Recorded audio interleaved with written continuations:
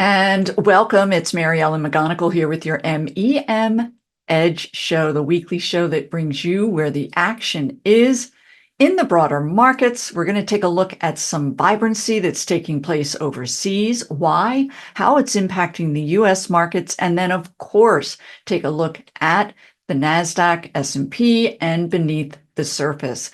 Also, wanting you to be aware of some of the news that drove price action last week. We did get consumer sentiment numbers earlier in the week, and they were rather weak. And that did have us pull back a bit earlier in the week. But as the week progressed, we did get GDP data. It showed that the economy was still expanding at the 3% level that was anticipated. So we were okay there.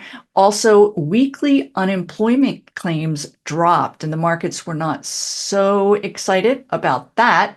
But today, core PCE data did show that inflation is still receding. So rather mixed, but overall a cautious tone in the markets. And you'll see that as we move through today's show. Also of note, next week, we do get some key economic data, the employment data for September. And that, as many of you may already be aware, has become the key metric for the Federal Reserve. They are comfortable with inflation and its continued decline. It's all about employment. This is what was talked about in last Wednesday's Federal Reserve press meeting after their FOMC meeting. So you will want to be aware of that and stay on top of that. So from here, let's go ahead and take a look at those markets and see where did we close for the week. And here we are with the daily price chart of the S&P 500, which rose a little bit less than 1% for the week, so that we are sitting at another new high in price. And this is good news. We don't have that overhead resistance to pull us back. However, the markets, as mentioned, were a bit wobbly last week. We can see looking at this RSI, it is in positive territory, but generally sideways moving, indicating that the momentum was more flat than we've seen certainly earlier this month. Now, let's take a look at that MACD. It is still very much heading north and in positive territory, so that the near-term uptrend in the S&P is firmly in place. Now, let's take a look at the underlying 11 sectors in the S&P 500. And this is a 2-month daily price chart view. For those of you that watch weekly, you'll know that it is sorted by RSI, that relative strength indicator, so that up here at the forefront are your relative outperformers. It is a slow moving movement as it relates to that relative outperformance. And what we can see is that utilities last week, this is an area that I focused on having very strong momentum with CEG's deal with Microsoft, helping other utility stocks move higher. The group did outperform the broader markets, but it was not the top performing last week. Let's take a look at the top performer last week, and that is XLB, up about a little over 3%. Big move here, and a lot of this having to do with the very big move into China's market. So we will talk more about that as we move through today's show. Also, XLY, the second best performing. Take a look at this very strong momentum. We're getting a little bit overbought here. A lot of this having to do with Tesla up over 9%. And then also we did see some retailers. We're going to take a look at some of these names that are reversing their downtrends. Moving through, taking a look at some of these other areas, you of course always want to be aware of where those weaker areas, and we can see healthcare is continuing to underperform. We now have a negative RSI with XLB.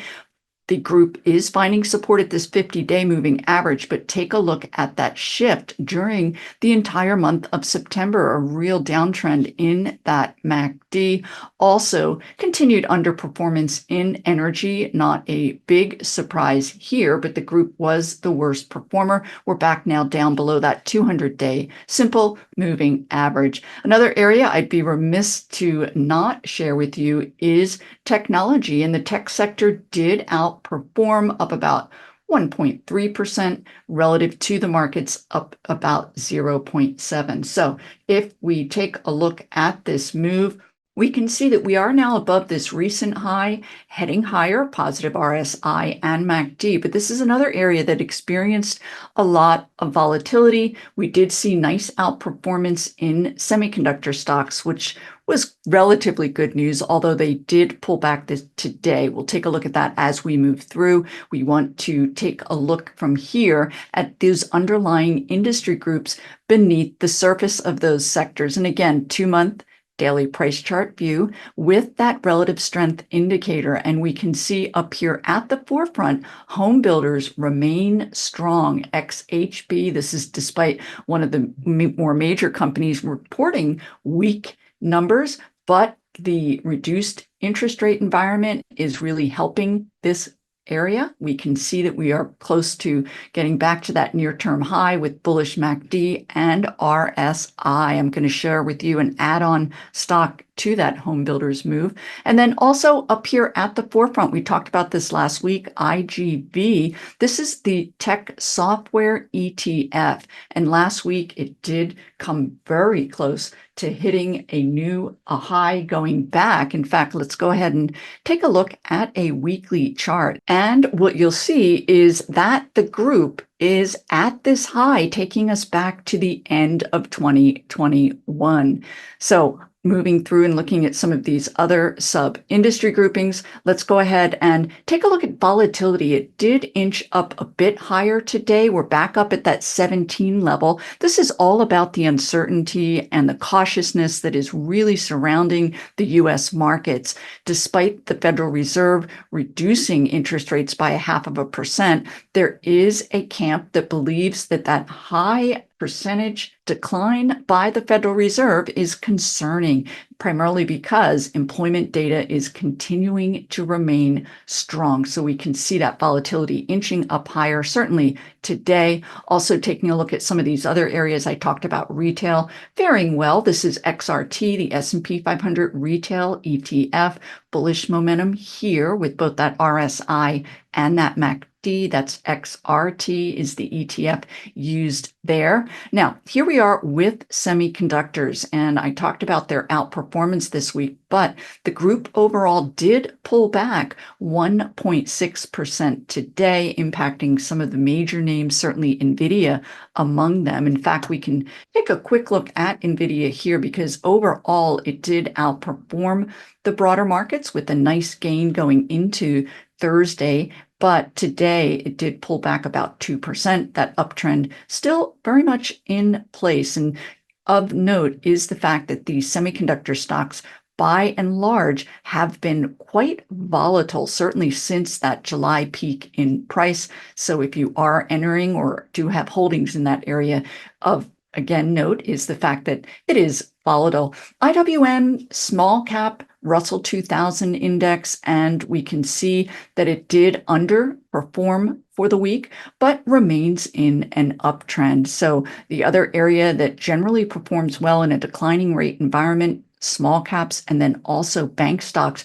Bank stocks pulled back quite a bit this week. And from here, as we move through, I will share with you a view of the yield on that 10-year treasury. And you'll note that the interest rates are rising. Also, biotech is continuing to fall. This is a risk-on area for the markets. Ideally, you want biotechs to perform well to indicate confidence among investors.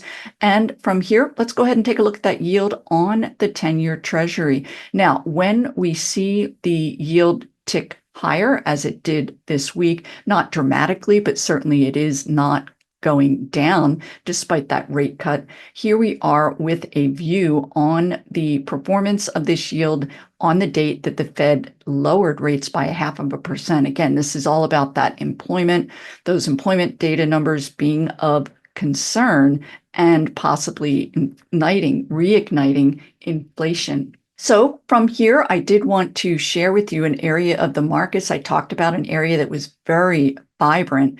And in fact, let me go ahead with Stockcharts and share with you a updated view of the ETF for China. This is MCHI, and take a look. Gaps up, super strong strength. And from here, I'll go ahead and pull up a weekly, and you'll see that it was up 19.5% this week. And if you are not someone who follows the news very closely, I'll share with you that the economy there has been struggling. They had a bust in their housing area, and also there's threat of deflation taking place. And then long-term demographic challenges have really hurt this market, certainly over the past several years. However, they did announce fiscal policy shift, a stimulus in particular with monetary and fiscal stimulus, which in turn really pushed these markets higher. Also of note, I do want to highlight the fact that the last time that China did execute a stimulus package was back here in 2000, November of 2008, another equally dismal period. And I also wanted to share with you the response at that time. We did falter a bit here, but going into that following year, and we are certainly in this October-November period now, the markets did overall gain 80%. So it certainly is of note when you're looking at momentum. So from here, let's go ahead and take a look at some of these major stocks that are in the China index that are faring well. First up here is Baidu, BIDU, and we can see in line with the broader markets that the stock had a tremendous move. It was up 22% this week. Now from here, I do want to take us over to a weekly chart because there is something that occurred on that weekly, and that is we are back up above this 200-day or 40-week simple moving average. We have a bullish RSI, and not really easy to decipher, but we did get a black line up through the red, a bullish MACD crossover. Now, if you go back as I did and examine that initial response in '08, you'll see that it did, and we did highlight that actually, the fact that it did falter a bit before really picking up again. So keep your eye on that weekly as your guide for the longer term view. From here, we're going to take a look at a brokerage company. This is FUTU Holdings. FUTU is the ticker. Again, on the weekly chart here, we can see the stock exhibiting a nice base breakout. Take a look at that nice high volume, and you can see we are now in bullish positive territory on the weekly with that MACD and the RSI trending higher as well. Last up, we'll take a look at another consumer-facing name, and that is TCOM. This is a company that provides hotels. It's a travel-related stock. And another name where we did execute and see a base breakout, super high volume on the weekly we're looking at here. And you can see that black line up through the red, signaling a new uptrend. And we'll also, while we're here, take a look at that daily chart, and you'll see that this may certainly give pause, but using that longer term, you can see that there is certainly the possibility of further upside. Also of note, China's stock market is closed from October 1st to October 7th. It's the Golden Week holiday. So there was anticipation going into that there would be profit taking, but we did not see that. So let's also from here, I talked about XRT and the move into some of these retailers. I'm going to share with you a couple of stocks in that space that have exhibited downtrend reversals, or certainly they're in the beginning stages. This is Williams Sonoma, WSM, and you can see 2.5 weeks ago, we closed back above that 50-day simple moving average.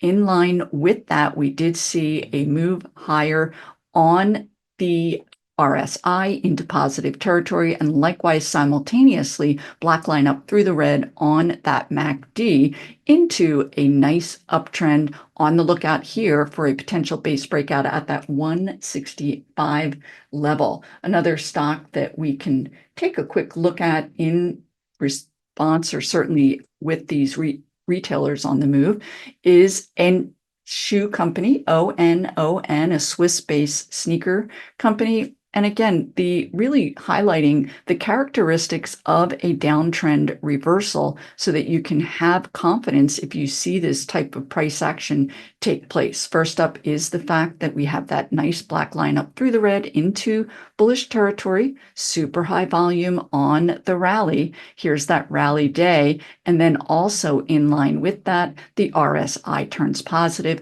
into a nice uptrend. So let's take a look at a stock that could potentially be in the beginning stages of a downtrend reversal. I'm going to go ahead and get out of this display. And the stock is AEO. And for those not familiar, it is more of a teenage focused retailer and clothing. So you can see that we are back up above that 200-day simple moving average. We now have that MACD in positive territory and that RSI trending higher. However, for me, I would like to see the stock advance above this high here at about 22.5 and get that 50-day in more of an uptrend, but certainly one for the radar, primarily because historically we can see with AEO, when it gets going, it can be a real outperformer. This is a weekly chart. We can also see that move back above that 40-week. So a little more momentum would give me a little more confidence of its potential move. Let's take a look at another stock that has a history. Actually, will stay on the weekly. This has been on my on and off my MEM Edge report over the past few years. This is taking us back to 2019 and then of course 22 into 23. It is Deckers, DECK, UGG boots, among other shoe products. We're looking at a weekly chart here and you can see the momentum shifting into positive territory here. I'd like to see that MACD crossover as confirmation. A little more interesting on the daily chart with Deckers. We have this nice double bottom formation and bullish characteristics there. Last up, I did want to share with you buying stocks on a pullback. And first up, we're going to take a look at a medical stock that pulled back pretty dramatically. This is TMDX, and it is still a very big year-to-date winner, but you can see I shared with you healthcare stocks pulling back. This particular name did pull back with the group today, experiencing a nice 10% rally. Big volume, but what I did want to more importantly share with you is when we get these pullbacks, it can be unnerving. We can also take a look at this late August into early September pullback.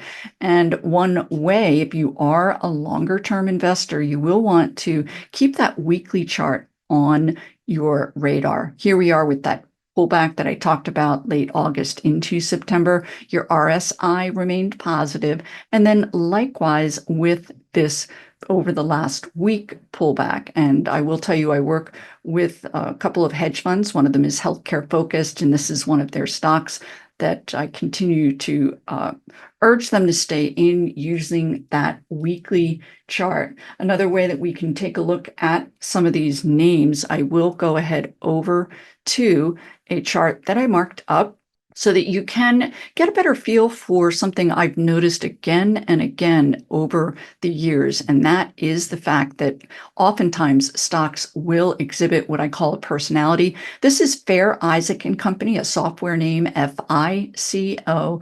And in essence, it's the fact that the stock has these really nice moves, 3 weeks, sometimes spanning 8 weeks, and then pulls back, trends higher, and pulls back. So this is taking us back to May of this year. You can go any number of periods, but what I wanted to highlight is upon that pullback, what you will want to see to signal a new uptrend. And most notable is a move above this high here from this period of consolidation, and then also marry that with a positive RSI and a positive MACD crossover. Also early August, very similar price action where we moved above the high of this channel with bullish characteristics elsewhere. And last up is this September into the last 2.5 weeks. And I'm highlighting this because the stock does give the appearance of moving back into a consolidation phase. So you may want to keep that on your radar. And that is it for this week. Everyone have a fantastic weekend. If you like what you've seen, go ahead and hit that like button. And always take a look at my MEM Edge report. I have a twice weekly report that highlights not only the broader markets and sector rotation, but also highlights stocks that are in buy zones.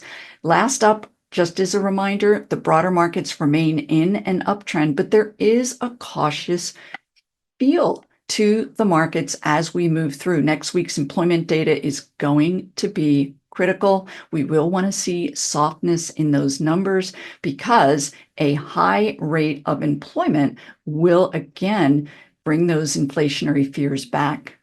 That's it for this week. See you next Friday.